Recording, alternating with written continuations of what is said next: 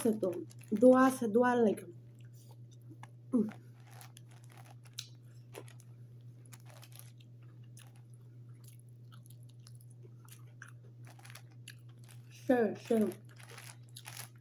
আল্লাহর নিয়ামত পৃথিবীতে খাওন রিজিক। আপনি কারো হক মানবেন না, আপনার হক কেউ মানবে না, ঠিক আছে? কেউই মারবো না। আপনি মানুষের হক মারবেন, আপনার হক মানুষে মারবো, ঠিক আছে?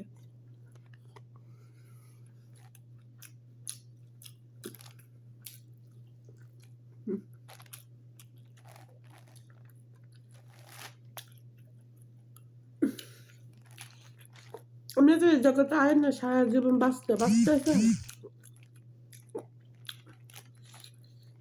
আপনি 60 বছর বাঁচবেন, এরপরে বাঁচবেন না।